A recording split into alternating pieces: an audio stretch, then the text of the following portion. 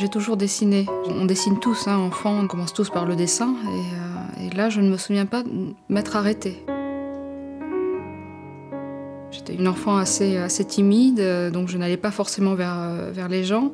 Donc j'essayais de trouver quelque chose, un moyen pour les intéresser. Et je pense que le dessin enfant m'a beaucoup aidée à ce que les gens viennent vers moi.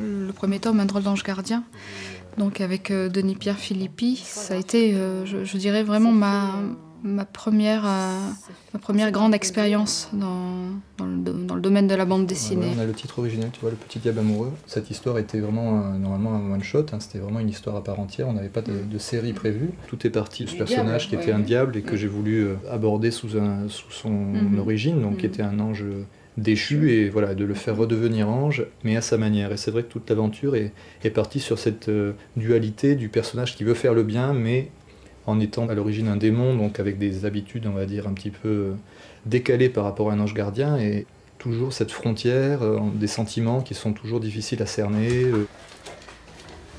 On voit bien le principe de ta technique où c'est à la couleur qu'il y a pas mal de choses qui ressortent. Comme je savais faire de l'illustration jeunesse, j'aimais bien peindre, j'aimais bien la technique un petit peu de l'illustration jeunesse. J'ai naturellement en fait travaillé chaque case comme une illustration. Et puis là en fait, ce que j'ai fait, j'ai fait un ancrage, mais j'ai passé ma couleur par-dessus et je l'ai laissé tel quel, en soulignant juste les personnages en premier plan, pour les dégager un petit peu. Et il en est sorti en fait un style graphique assez nouveau. C'est la force de cet album, c'est que c'est pas une bande dessinée, c'est une bande dessinée illustrée. C'est vraiment ce qu'on voulait y mettre dans cette collection jeunesse. Chaque case est un tableau, on va dire, mais ça reste lisible, ça reste fluide, ça reste accessible. La série Un drôle d'ange gardien, pour moi, c'est la série la plus ancienne sur laquelle, jusqu'à il y a peu, on travaille ensemble. Donc c'est vraiment quelque chose qui m'a accompagné tout au long de ma carrière. Donc Sandrine, qui en est la dessinatrice aussi, bien entendu. Et puis voilà, et puis on a, je crois, beaucoup de plaisir surtout à développer cet univers, parce que c'est vraiment un univers qui nous est propre, qu'on a investi, qui s'est développé avec nous, qui s'est développé au fil de nos envies. Tout ça s'est fait progressivement dans le temps. Pendant ces 10 ans de collaboration, chaque album que je commençais, eh bien, je devais trouver une nouvelle fraîcheur, un renouveau, quelque chose qui apporterait un peu plus, qu'il gagne en force. Ouais.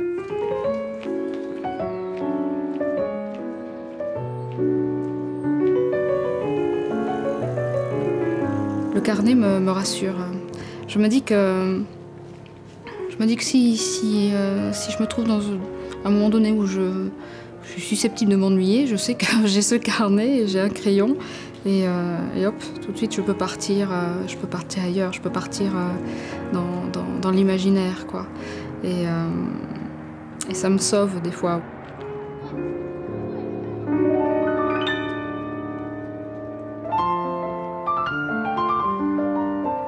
J'aime bien me cacher derrière l'imaginaire, j'aime bien transformer les choses.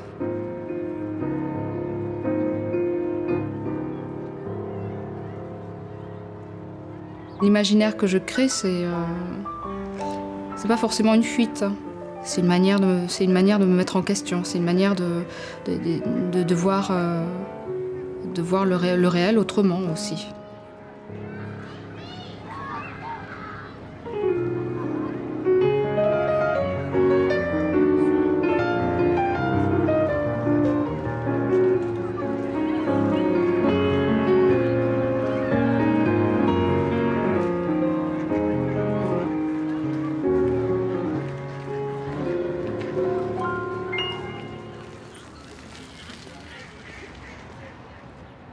J'avais travaillé sur une série qui s'appelait Blablabla. C'est une série que j'aime beaucoup, qui est assez tendre sur les personnes qui ont tendance à parler pour ne rien dire.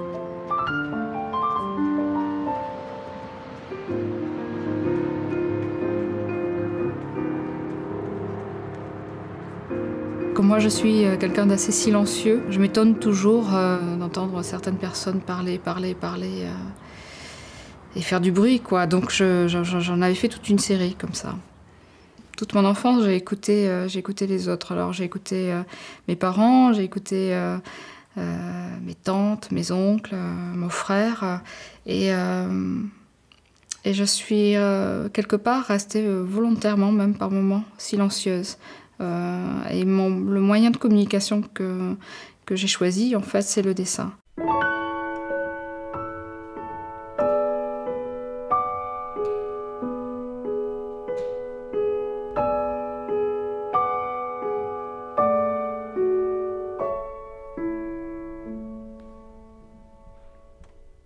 Donc j'ai deux pôles d'activité.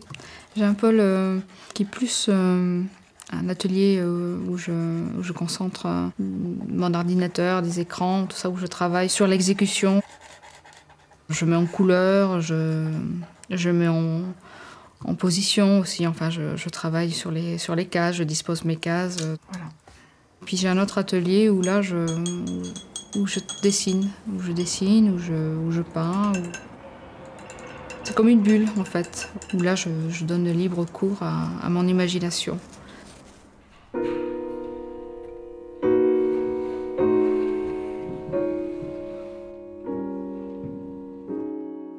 Le 11e jour est un album témoignage.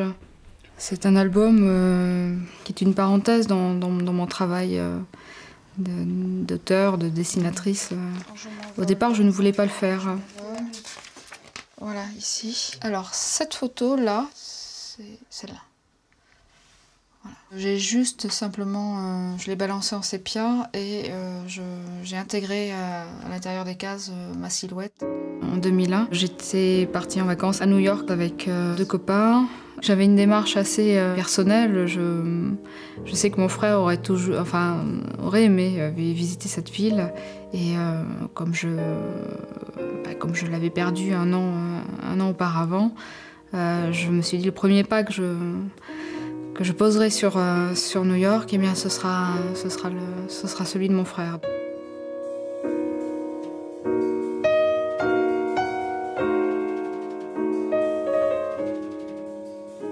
Il y avait une charge symbolique derrière, il y avait quelque chose de très fort. Et donc, quand est arrivé donc, le 11 septembre, ce matin-là, où ça a été le seul jour d'ailleurs, cette matinée-là, où on s'est dispersé, où Gérald, donc un ami, est parti d'un côté, Myriam de l'autre, et moi, bon voilà, j'avais décidé de descendre comme ça, tranquillement, de me promener.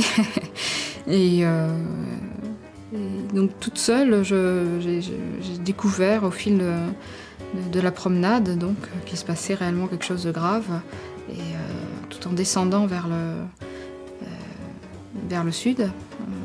Et puis à Times Square, donc, qui est la fameuse place de Times Square, j'ai compris oui, ce qui venait de se passer quelques heures auparavant.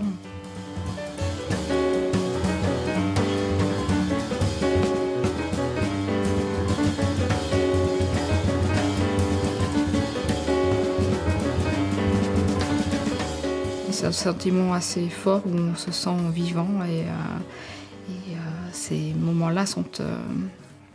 il faudrait s'en rappeler tout le temps en fait, de ces moments-là. Ça a été un travail un petit peu assez compliqué. Voilà, c'est assez... Enfin, je ne recommencerai pas parce que ça m'a quand même pas mal remué dans...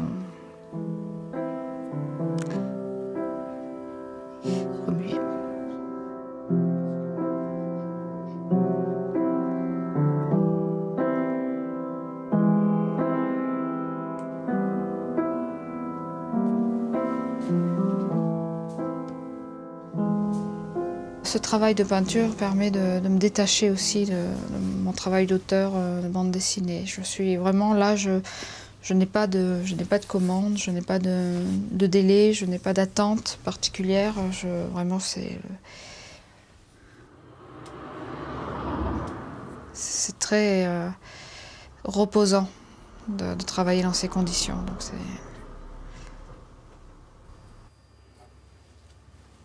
Donc le thème, c'est l'enfance.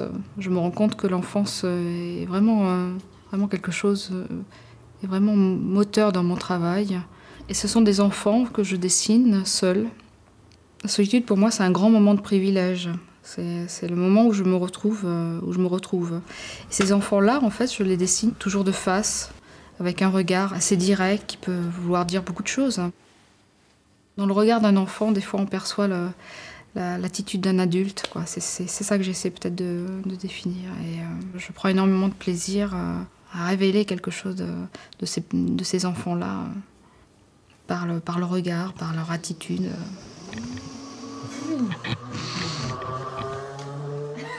Si le piano aujourd'hui se retrouve dans la même pièce que mon chevalet et ma table à dessin, c'est pas un hasard non plus. Il aurait pu très bien se trouver dans mon salon. Quand je me trouve devant une impasse, quand je suis en train de travailler sur un dessin, ou je n'y arrive pas, je n'avance pas, et comme je ne supporte pas de ne pas avancer, je me retourne et direct, je suis sur le piano, et là, bon, je me détends. Ça me permet un peu de prendre de la distance sur mon travail, de bande dessinée, et puis une fois que j'ai cette distance-là, ce recul, eh bien je peux avoir justement ce recul critique sur mon travail et reprendre certaines choses. Donc vraiment, ça me permet complètement de m'évader, alors que je suis à quelques centimètres de ma planche. Hein. Et c'est vraiment, c'est très important. Ouais, c'est très important. Même si je joue très mal. De toute façon, je ne joue que pour moi, donc je ne sais pas jouer pour les autres. Donc je ne sais même pas accompagner d'autres instruments. Ouais, c'est pas bien.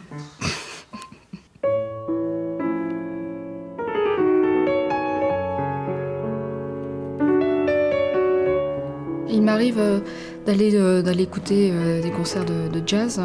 J'y vais toujours avec un carnet et un feutre pinceau noir. Et pendant le concert, j'essaie de croquer à la fois les musiciens, mais la musique en même temps. Quand il y a un silence, il y a un vide.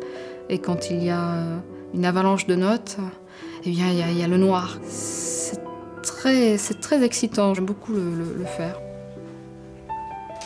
J'ai eu la possibilité de travailler sur un album porté sur le jazz. J'ai sauté sur l'occasion et je me suis dit, tiens, ça serait peut-être intéressant que je traite aussi de la femme dans le jazz.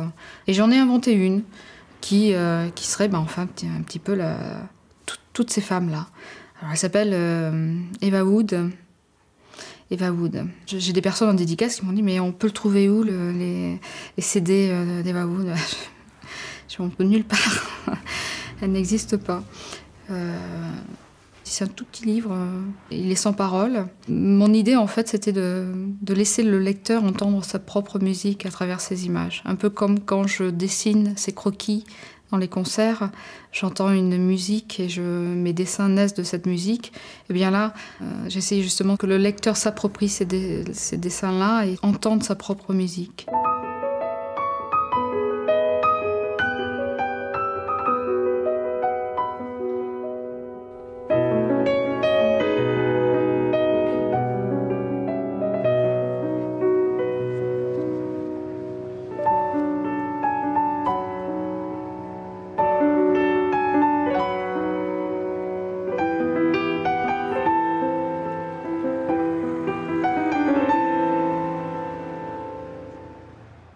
J'ai passé 10 ans à faire de la jeunesse, pratiquement, donc avec juste quelques parenthèses par-ci par-là. Là, je vois que bon, j'ai 2 ans devant moi où je suis sur des albums adultes. Donc oui, là, il y a vraiment un virage qui est en train de s'opérer tout doucement. Surtout qu'en plus, là, je travaille toute seule, donc c'est assez flippant, mais c'est très excitant aussi. Le projet que je suis en train de réaliser aujourd'hui, qui est un documentaire fiction sur la réinsertion des femmes et le travail précaire chez les femmes m'a poussée à aller m'intéresser un petit peu à la cause féminine. J'ai suivi comme ça une expérience de 12 femmes pendant 8 mois. Elles suivaient un stage de réinsertion organisé par le CIDF, le Centre d'information des femmes et de la famille. C'est une formation pour être créatrice d'entreprise. Je n'en dis pas plus. Si mon projet se base sur les injustices dans le milieu du travail, même en tant que chef d'entreprise aussi dans la création d'entreprise, c'est parce que quelque part ça me touche, parce que moi aussi je suis chef d'entreprise. À travers un petit peu ces fragments de femmes, je me retrouve, ça c'est sûr. C'est pas quelque chose de gratuit. Ce que je prépare là, c'est pas du...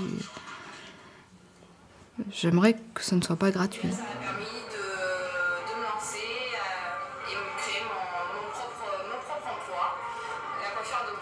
Je suis dans cet album la petite souris, la petite personne qui se fait toute petite, qui observe, qui note, qui recueille comme ça du son, des images, du dessin, des paroles de ces femmes. D'ailleurs, la souris est masquée pour être encore plus discrète et pour atteindre d'un peu plus près peut-être la vérité, quoi, quelque chose, la sincérité. On en revient à la transparence, à mes personnages, à mes peintures. La transparence, c'est quelque chose qui m'a toujours inconsciemment apporté, ou qui m'a énormément appris en fait. Donc aujourd'hui, oui, c'est vrai que comme je l'assume, c'est une force en effet, parce que je m'en sers. Quelque part, je ne me suis pas dessinée, mais je me suis dessinée telle que je suis. Je suis la petite souris. Je suis une petite souris.